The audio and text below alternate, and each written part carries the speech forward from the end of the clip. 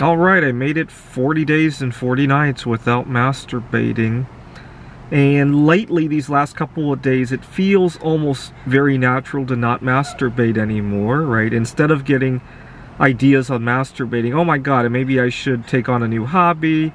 Maybe I should, I've been bowling a lot lately, and unfortunately my score hasn't been as good as back when I was masturbating. It's kind of slipped. I've been bowling a 130, 140 average. I know I was up to the 150s and 160s as an average, and I haven't gotten those super high scores either. That's a very small price to pay compared to all the people that I'm meeting at the bowling alley. Right, we have a unlimited cosmic bowling event every Tuesday night, and I'll stay there for the whole 4 hours, and I'll mingle with a lot of people there. That's a lot more meaningful than masturbating, even if I have to take a hit to my score. Now, where it really comes into handy, the NoFap, I mean, it feels good when I'm having a great time, but it really comes into handy when I'm having a rotten time and have to deal with stresses in life. So yesterday, somebody hit my car in the parking lot. I was sitting in my car just about to get out. I was talking on a YouTube video, and I was I can't remember exactly what was going on, but he hit my car. And I got out to take a look, and then he starts blaming me for the way I had parked and the direction I was facing, yada yada yada. He starts to lay blame on me, and this is one of those things where if I weren't in a happy-go-lucky state, or if I were rushed to get out of there to masturbate, I could really screw up.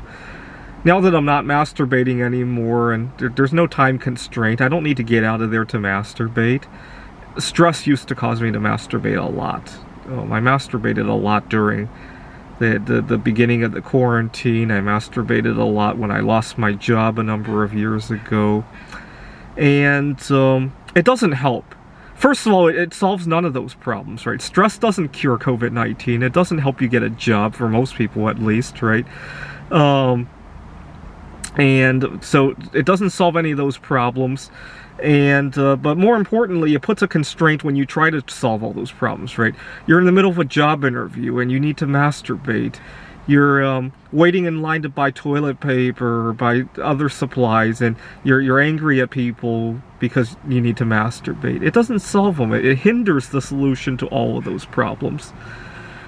So I let him mouth off, and I said, you know, this is not something that we can deal with. We're going to call the insurance company, and they'll figure it out. And I left it at that. And so I really felt that I de-escalated what could have been a big fight had I been rushed to go out to masturbate. I really do.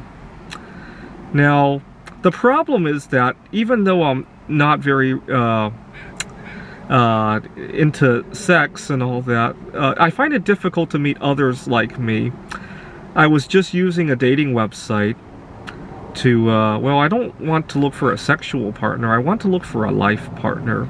And my inspiration for wanting a life partner is that I've been working with a couple coworkers who I felt had a leg up because they had somebody to team up with. So for example, today at work, I'm going to have to tell my students I apologize in advance if the phone rings during class, but I have an insurance matter to deal with. Look at my car out there, right? And I mean, I feel comfortable enough to tell my students that, but imagine this is my first day at work. I don't think that would have gone very well, right? And meanwhile, I have coworkers who have a spouse to take that call. They have adult children that live with them. Or earlier in the year, I had a problem with going out to lunch. I had promised myself, if I made it 10 days NoFap, that I would treat myself to my favorite lunch. We have a half-hour lunch break, and when I got there, I was shoving my face. I kind of look like, if you ever watch Super Size Me, they have Morgan Spurlock with his mouth wide open and stuffed with fries. I have my favorite restaurant for fries, Five Guys. They make their fries out of peanut oil. I gotta make a photo of that at some point, just to remind myself how disgusting that looks, right? I will. I'll shoot a video sometime. But meanwhile, I see my coworkers, and they have their spouse bring them lunch, or whatever the situation is. They can share some of these responsibilities, right? Not to mention, part of the reason I live in my car is because I only have one income to pay for housing, right? Okay, that's fine. Whatever works with those people. The problem then is, okay, on top of getting all of these disadvantages, now I'm also supposed to help my coworkers who have childcare issues, right? So 2 years ago, one of my coworkers asked me to donate to her some of my vacation time, and the attitude she gave me was like, what are you going to use your vacation for? We're in quarantine. And anyway, so, and then the one time I go out to view a lunar eclipse, I still have to work remotely, and I'm looking for places to find Wi-Fi, to get my computer charged. You gotta remember, this is summer 2020. That was not an easy task to do back then. I felt like an alien who was visiting Earth and looking for resources. I really did. And it's really we don't have a society that that is very conducive to single living, unfortunately. Not here in Seattle anyway. In some of the Asian cultures they do, but Asian culture is also very family oriented.